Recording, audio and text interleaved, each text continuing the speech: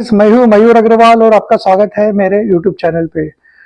दोस्तों, अभी एल&टी के चेयरमैन एस एन सुब्रमण्यम, इनका एक स्टेटमेंट आया है कि हर हफ्ते जो एम्प्लॉयज है उनको 90 घंटे काम करना चाहिए और ये हमारे नेशनल बिल्डिंग के लिए, हमारी नेशनल डेवलपमेंट के लिए बहुत जरूरी है। और उन्होंने कहा कि मुझे अफसोस है कि मैं अपने एम्प्लॉयज को संडे पर नहीं बुला पा रहा हूँ।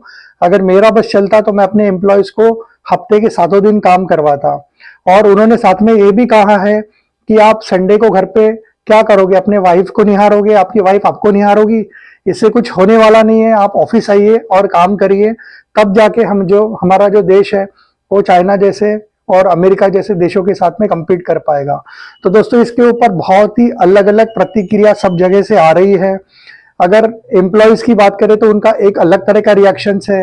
एक एंटरप्रेन्योरशिप की जो कम्युनिटी है उसमें भी बहुत सारे डिवीजन ऑफ ओपिनियंस है। इसके पहले आपने देखा होगा कि नारायण मूर्ति ने 70 घंटे पर वीक का एक स्टेटमेंट दिया था। उसके बाद से उनको बहुत ही ज्यादा ट्रोल किया गया था और उनको बहुत ज्यादा निगेटिव क्रिटिसिज्म झेलना पड़ा था। लोगों ने कहा था कि आप 70 घंटे काम तो करवाना चाहते हो, लेकिन सैलरी अभी भी आप 3 लाख रुपए पर एनम का पैकेज अपने फ्रेशर्स को देते हो।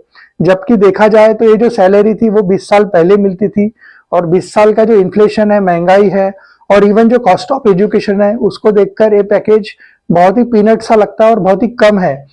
लेकिन सैलरी देने में जो है वो कंपनी को हिचकिचाहट है, लेकिन काम जरूर करवाना है। तो इसके ऊपर बहुत सारी प्रतिक्रिया है।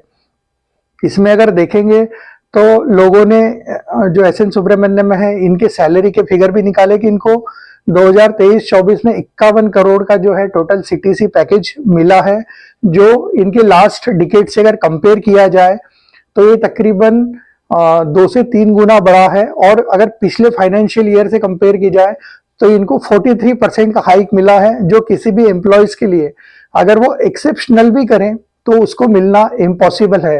तो लोगों का कहना है कि हम 90 घंटे काम करने के लिए रेडी है, लेकिन क्या आप हमको आपके जैसा परक्विसिट और आपकी जैसी फैसिलिटीज और आपके जैसा इंक्रीमेंट देंगे? तो दोस्तों, ये तो पॉसिबल है नहीं, बिकॉज जो टॉप लीडरशिप्स को जो बेनिफिट मिलता है वो सारे एम्प्लॉयज को मिलना पॉसिबल नहीं। यहाँ दोस्तों एक गौर करने वाली बात यह है कि जो टॉप लीडरशिप है, जो इंटरप्रेन्योरशिप है, इनको ऐसा लगता है कि जो एम्प्लॉयज है वो सिर्फ 9 घंटे काम करते हैं और वो चल जाते हैं। इनको ये नहीं पता कि इसके अलावा भी उनको बहुत सारी चीजें होती है और जिसमें वो एक्टिव होते हैं। जैसे उनका घर से आने जाने का ट्रैवलिंग हुआ, उनका पर्सनल टाइम हो गया, इवन उनका जो एंटरटेनमेंट या उनके कोई पैशन है, हॉबीज है, उसके लिए भी जो वो टाइम इन्वेस्ट करते हैं। जो यंग एम्प्लॉयज है वो हायर स्टडी करते हैं, और इवन जो मिडिल मैनेजमेंट में भी है वो भी कुछ ना कुछ एक अपना एग्जीक्यूटिव प्रोग्राम या आईएम से कुछ ना कुछ वो करते रहते हैं। तो ऐसा नहीं है कि जो यंग जनरेशन है या इवन जो एम्प्लॉयज है वो सिर्फ 9 घंटे ही काम करते हैं। एक्चुअली में अगर देखा जाए तो उनका भी जो स्क्रीन टाइम कही है या फिर उनका भी जो एक्टिवनेस कही, वो 17-18 घंटे का हो ही जाता है। यहाँ पर जो सबसे बड़ी दिक्कत है और यहाँ की जो इस समय की जो एम्प्लॉय जनरेशन है, उनको ये प्रॉब्लम है कि हमें 18 घंटे या 16 घंटे काम करने से प्रॉब्लम नहीं है। हम उतना घंटा काम खुद के लिए कर सकते हैं, लेकिन हम दूसरे के लिए नहीं कर सकते हैं। अगर हम दूसरे के लिए या कंपनी के लिए करेंगे तो उसका अगर हमें पे आउट मिलता है तो हम 20 घंटे काम करने को भी रेडी है। ये माइंडसेट जो है, ये टॉप लीडरशिप्स और जो एंटरप्रेन्योर्स है, इनको समझना चाहिए कि वैसे भी हर कोई काम कर ही रहा है अपने जिंदगी को बेहतर बनाने के लिए। वो हर लेवल पे अपना स्ट्रगल कर रहे हैं। इनको लगता है कि जब ऑफिस में 9 घंटे बिता लिए, इसके बाद ये लोग कुछ ही काम नहीं कर रहे, तो ऐसा ठीक ये ओपिनियन नहीं है और एक गलत धारणा है।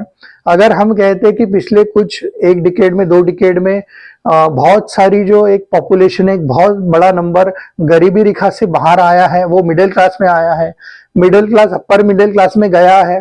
तो दोस्तों, ये इस वजह से गया है कि जो लोअर क्लास है और जो मिडिल क्लास है वो बहुत ही एस्पिरेशनल है। वो अपनी जिंदगी को बेहतर बनाने के लिए हर दिन सोचता है, हर पल सोचता है। वो भले ही 9 घंटे किसी कंपनी के लिए काम करता है, लेकिन उसके माइंड में हमेशा वही चलता है कि मैं इससे बेहतर और क्या कर सकता हूँ। वो वहां अगर नहीं करता होगा तो वो कहीं और करता होगा, वो अपनी हॉबीज में टाइम इन्वेस्ट करते होंगे, वो अपना पर्सनल कुछ और परस्यू करते होंगे, कोई हायर स्टडी करता होगा, किसी का साइड बिजनेस होगा, या वो अपने चिल्ड्रंस में जो है उनके फ्यूचर में इन्वेस्ट करते हैं। बहुत सारे लोग हैं जो बहुत ही टॉप लेवल पे काम करते हैं किसी कंपनी के लिए, उसके साथ में वो अपने जो बच्चे हैं उनको अपने ड्रीम्स को पूरा करने के लिए बहुत ही छोटी एज से जो है उनके लिए हमेशा खड़े रहते हैं, उनको मोटिवेट करते हैं कि आप ये अचीव करिए ताकि आपको जो भागा दौड़ी वाली लाइफ है उससे आप बच पाओगे। तो दोस्तों यहाँ पर काम नहीं करना, ये एक्चुअली जो हम सवाल कहेंगे ये सवाल ही गलत है। सवाल ये है कि आज की जो जनरेशन है वो ये कहती है कि हम आपके लिए इतने घंटे काम करने को रेडी है, क्या आप हमें पे करने के लिए रेडी है? दोस्तों फैक्ट्रीज एक्ट है 1948, उसमें कहा गया है कि आप 48 आवर से ज्यादा पर वीक काम नहीं किसी भी एम्प्लॉय से ले सकते हैं या वर्कर से ले सकते हैं। अगर इसके ऊपर अगर कोई कंपनी उनसे काम लेती है तो उनको पर आवर के बेसिस पे 2 टाइम्स जो है पे करना है। एक्चुअली देखा जाए तो हमारे देश में बहुत सारे वर्कर, इवन जो एम्प्लॉयज है, जो पढ़े लिखे लोग हैं, वो इस जो प्रिस्क्राइब रेंज है फैक्ट्रीज एक्ट की उससे ज्यादा ही काम करते हैं। बट ऐसी कोई भी सिस्टम नहीं है कि जहां पर ये रिकॉर्ड हो कि आपने कितने ज्यादा ओवर टाइम किया है और इसका जो आपको जो पेमेंट है वो आपके सैलरी के साथ मिलेगा। ऐसा हमारे यहाँ कोई सिस्टम नहीं है।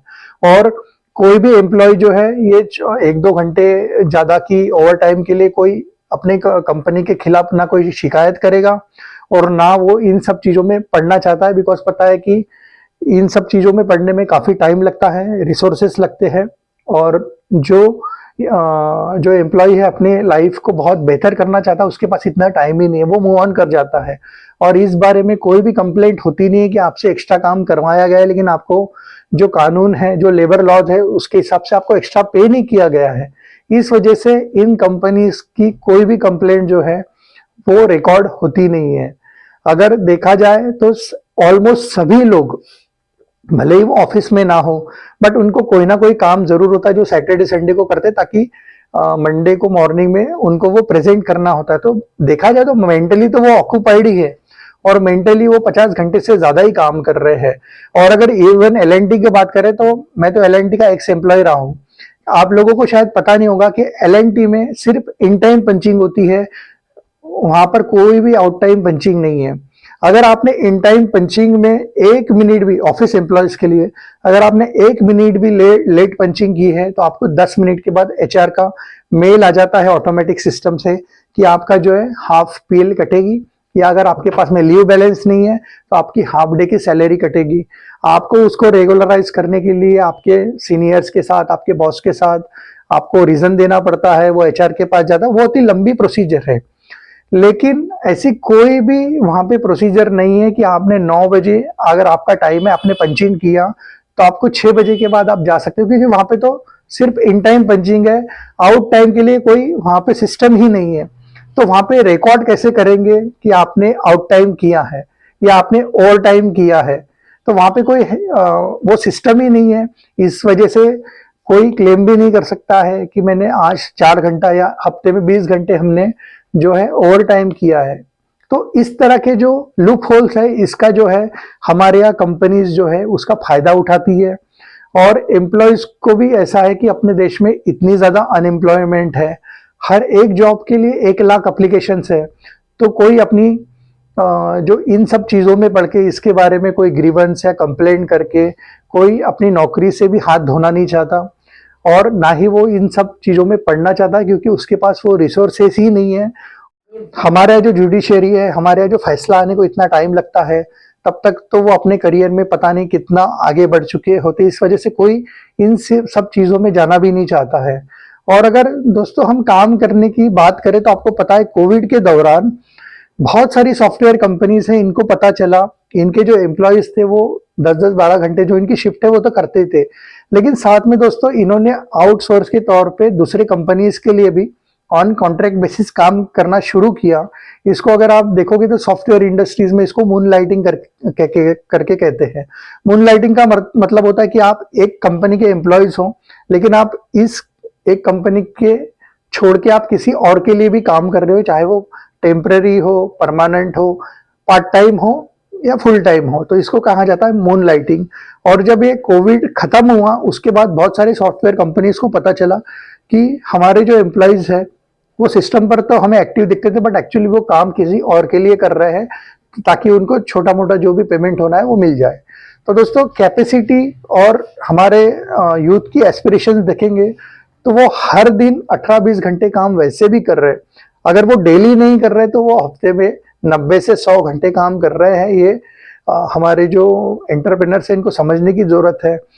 लेकिन यहाँ पर पहले की जनरेशन की जैसी जो हमारे 90s के हमारे फादर की जो जनरेशन थी कि जहाँ पे आपके लिए नौकरी होना एक बहुत बड़ा प्रिविलेज होता था, वो थिंकिंग इस जनरेशन में नहीं है।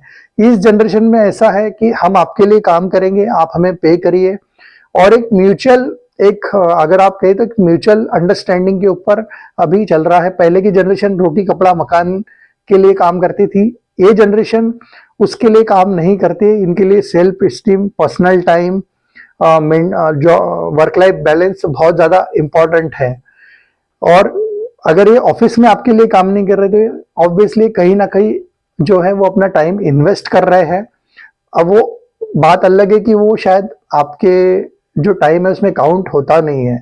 तो दोस्तों एस.एन. सुब्रमण्यम की जो बात है वो एक्चुअली उनका भी अगर देखे जाए तो उन्होंने एक मीटिंग में ये इसका जो रिप्लाई दिया कि उनसे किसी ने पूछा कि जब हमारी देश में बहुत सारी कॉरपोरेट्स है वो 5 डेज वर्क पे शिफ्ट हो गए तो L&T सैटरडे पे अपने एम्प्लॉयज से क्यों काम करवाती है।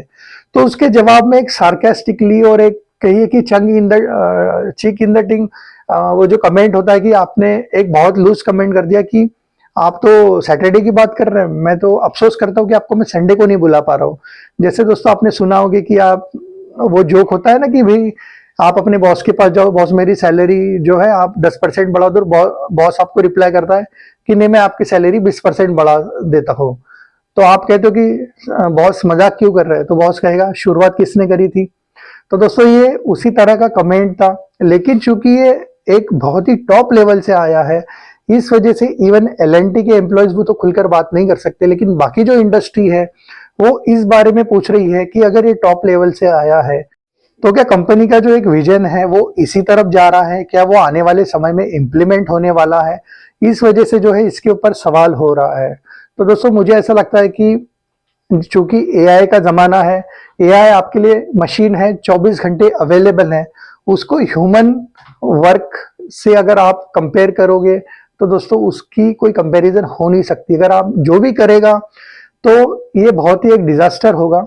हमारे यहाँ पर एक मेंटल हेल्थ इश्यूज भी एक बहुत बड़ा फैक्टर है, फैमिली लाइफ बैलेंस भी एक बहुत बड़ा फैक्टर है। तो ये जब सोसाइटी जो है, सोसाइटी क्यों कहा जाता है, क्योंकि उनके पास एक टाइम होता है। हमारे जो ह्यूमन होते हैं वो एक सोसाइटल नेचर होता है, बिकॉज वो लोगों से मिलते जुलते हैं, तब जाके जो है ये दुनिया आगे बढ़ी है। अगर हर कोई मशीन की तरह अगर काम में ही एंगेज रहेगा तो कब जाके वो उन्होंने अगर पैसा भी कमा लिया तो उसको वो कहाँ खर्च करेंगे, और उनकी जो हेल्थ है वो हेल्थ तो एकदम डिमिनिश हो जाएगी। उन्होंने भले 20 साल का पैसा 10 साल में कमा लिया हो, उसके बाद शायद उनकी जरूरत खत्म हो जाए और वो आपको टाटा बाय बाय करके शायद वो रिटायरमेंट ही ले ले। तो आने वाले समय में ऐसा भी हो सकता है, जैसे अगर हम आर्मी में शॉर्ट सर्विस कमीशन देखेंगे कि जहाँ पे आप 20 साल में लगते हो, 35 की उम्र में 15 साल में आप जो है रिटायर हो जाते हो, लेकिन उसके बाद सरकार आपको लाइफ टाइम पेंशन देती है, आपको सारे बेनिफिट्स होते हैं। तो एक प्रपोजल के साथ में जो है इन कंपनीज को गवर्नमेंट के साथ बात करनी चाहिए, उनके सामने एक प्रपोजल रखना चाहिए कि जो लोग जो एम्प्लॉयज हैं वो इस तरह के लॉन्ग आवर काम करना चाहते हैं उनको हम किस तरह से कॉम्पनसेट करेंगे, उनके हेल्थ के लिए, उनके फैमिली के स्टेबिलिटी के लिए हम क्या करेंगे, इन एम्प्लॉयज को ज़्यादा से ज़्यादा रेस्ट मिल सके, इसके लिए हमारे कैंपस में ही हम किसी टाउनशिप का या उनका आने जाने में समय बचे, या जो पर्सनल काम करने के लिए इन्हें टाइम चाहिए होता है उसका केयर जो है वो कंपनी करे। ऐसा किसी तरह का एक प्रपोजल जो है वो सरकार के साथ डिस्कस करना चाहिए। और जो long hour working hour extra hours है उसके लिए कंपनी किस तरीके से पे आउट करे, ताकि जो एम्प्लॉयज का जो टाइम है वो भी एक वेल कॉम्पनसेटेड हो और एक म्यूचुअली एक बेनिफिशियल कोई एक प्लान हो जिसके तहत अगर ये हो सकता है तो इसको ज़रूर इम्प्लीमेंट करना चाहिए। लेकिन सिर्फ अगर कंपनी चाहती है कि सिर्फ एम्प्लॉयज़ आपके लिए काम करे, लेकिन बदले में आप उसकी हेल्थ, उसकी फैमिली की स्टेबिलिटी और उसको फाइनेंशियल सपोर्ट करने के लिए अगर आप कुछ नहीं करना चाहोगे, तो ये तो पॉसिबल ही नहीं है। और ना ही कोई एम्प्लॉयज़ इसमें कोई मोटिवेशन दिखाएगा, वो आकर बैठ जाएंगे और इसको आप एआई टेक्नोलॉजी से या मशीन्स की तरह आप ट्रीट नहीं कर सकते हैं। तो दोस्तों ये था मेरा ओपिनियन। ये स्टेटमेंट एक बहुत ही लूजली दिया गया है। अगर इस बारे में अगर कंपनी सोचती है तो इनको एक प्रॉपर एक प्लान रखना चाहिए, सरकार के साथ डिस्कस करना चाहिए और जो एम्प्लॉयज़ है उनको कॉन्फिडेंस में लेके हम आपको किस तरीके से कॉम्पनसेट करेंगे ताकि आपकी हेल्थ भी कॉम्प्रोमाइज़ ना हो, आपकी फैमिली जो है इससे आपकी फैमिली आपसे दूर ना हो और आप जो पर्सनल चीज़ों के लिए जो आपको टाइम लगता है और आपका जो समय लगता है, जो मेंटल स्ट्रेस होता है, ये कंपनी जो है अपने लेवल पे इसको हैंडल करेगी और इसमें जो है आपको हेल्प करेगी। अगर ऐसा कुछ है तो इसके बारे में सोचा जा सकता है और इस चीज़ को एक फेज़ बाय फेज़ इम्प्लीमेंट किया जा सकता है। तो दोस्तों मुझे आप ज़रूर बताइएगा कि इसके ऊपर आपका क्या विचार है। अगर आपको मेरा वीडियो पसंद आए तो दोस्तों इसको लाइक और अपने दोस्तों के साथ शेयर ज़रूर करिए और मेरे चैनल को सब्सक्राइब ज़रूर करिए। Good night.